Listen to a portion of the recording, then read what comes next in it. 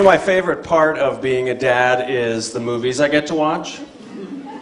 I love sharing my favorite movies with my kids, and when my daughter was 4, we got to watch The Wizard of Oz together. Totally dominated her imagination for months. Her favorite character was Glinda, of course. Gave her a great excuse to wear a sparkly dress and carry a wand. But you know, you watch a movie enough times, and you start to realize how unusual it is. Now, we live today and are raising our children in a kind of children's fantasy, spectacular industrial complex. But The Wizard of Oz stood alone. It did not start that trend. 40 years later was when the trend really caught on, with, interestingly, another movie that featured a metal guy and a furry guy rescuing a girl by dressing up as the enemy's guards. Do you know what I'm talking about? Yeah. Now, there's a big difference between these two movies, a couple of really big differences between The Wizard of Oz and all the movies we watch today. One is there's very little violence in The Wizard of Oz. The monkeys are rather aggressive, as are the apple trees. But I think if The Wizard of Oz were made today, the wizard would say, "Dorothy, you are the savior of Oz that the prophecy foretold. Use your magic slippers to defeat the computer-generated armies of the Wicked Witch." But that's not how it happens. Another thing that's really unique about The Wizard of Oz, to me, is that all of the most heroic and wise and even villainous characters are female. Now, I started to notice this when I actually showed Star Wars to my daughter, which was years later, and the situation was different. At that point, I also had a son. He was only 3 at the time. He was not invited to the screening. He is too young for that. But he was the second child, and the level of supervision had plummeted. So he wandered in, and it imprinted on him like mommy duck does to its duckling. And I don't think he understands what's going on, but he is sure soaking in it. And I wonder what he's soaking in. Is he picking up on the themes of courage and perseverance and loyalty? Is he picking up on the fact that Luke joins an army to overthrow the government? Is he picking up on the fact that there are only boys in the universe except for Aunt Beru? And of course, this princess who's really cool, but who kind of waits around through most of the movie so that she can award the hero with a medal and a wink to thank him for saving the universe, which he does by the magic that he was born with. Compare this to 1939 with The Wizard of Oz. How does Dorothy win her movie? By making friends with everybody and being a leader. Like, that's kind of the world I'd rather raise my kids in. Oz, right? And not the world of dudes fighting, which is where we kind of have to be. Why is there so much force, capital F force, in the movies we have for our kids and so little Yellow Brick Road? I mean, there is a lot of great writing about the impact that the boy violent movie has on girls, and you should do that reading. It's very good. I haven't read as much on how boys are picking up on this vibe.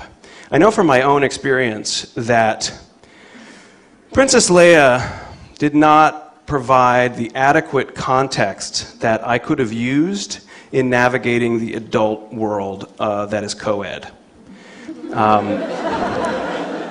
I think, there was a kind of first kiss moment when I really expected the credits to start rolling, because that's the end of the movie, right? I finished my quest, I got the girl, why are you still standing there? I don't know what I'm supposed to do. The movies are very, very focused on defeating the villain and getting your reward, and there's not a lot of room for other relationships and other journeys. It's almost as though if you're a boy, you are a dopey animal, and if you were a girl, you should bring your warrior costume. I mean, there are plenty of exceptions, and I will defend the Disney princesses in front of any of you. But they do send a message to boys that the boys are not really the target audience. I mean, they are doing a phenomenal job of teaching girls how to defend against the patriarchy, but they are not necessarily showing boys how they're supposed to defend against the patriarchy. There's no models for them. And we also have some terrific women who are writing new stories for our kids. And as three-dimensional and delightful as Hermione and Katniss are, these are still war movies.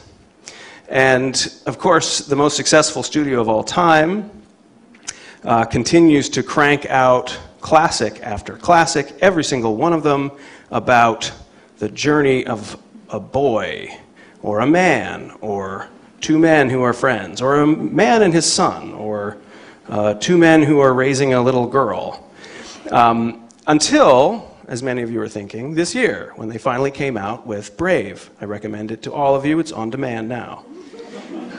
Do you remember what the critics said when Brave came out? Oh, I can't believe Pixar made a princess movie. It's very good. Don't let that stop you. Now, almost none of these movies pass the Bechdel test. I don't know if you've heard of this. It has not yet caught on and caught fire, but maybe today we will start a movement. Alison Bechdel is a comic book artist, and back in the mid-'80s, she recorded this conversation she'd had with a friend about assessing the movies that they saw. And it's very simple. There's just 3 questions you should ask. Is there more than one character in the movie that is female who has lines? So try to meet that bar. And do these women talk to each other at any point in the movie? And is there conversation about something other than the guy that they both like? Right? Thank you. Thank you very much. 2 women who exist and talk to each other about stuff. It does happen. I've seen it, and yet I very rarely see it in the movies that we know and love. In fact, this week I went to see a very high-quality movie, Argo, right? Oscar buzz, doing great at the box office, a consensus idea of what a quality Hollywood film is. Pretty much flunks the Bechdel test.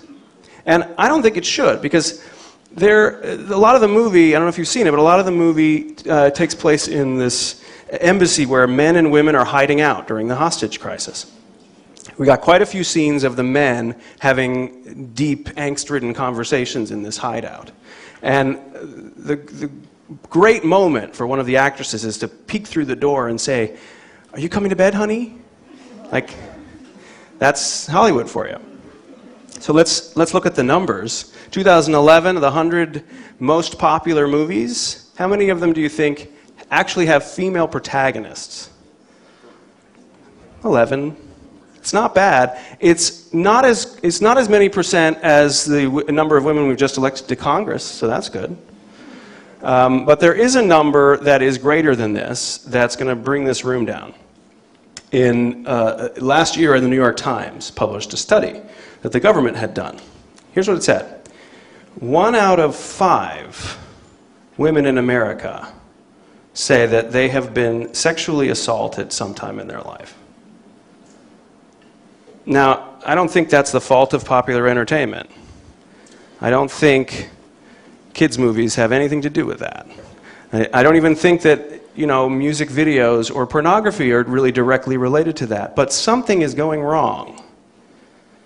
And when I hear that statistic, one of the things I think of is that's a lot of sexual assailants. Who are these guys? What are they learning? What are they failing to learn? Are they absorbing the story that a male hero's job is to defeat the villain with violence and then collect a reward, which is a woman who has no friends and doesn't speak? Are we soaking up that story?